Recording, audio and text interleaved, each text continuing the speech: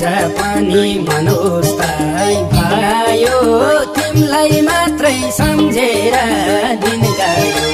फुल राम्रो गुलाबको काँडा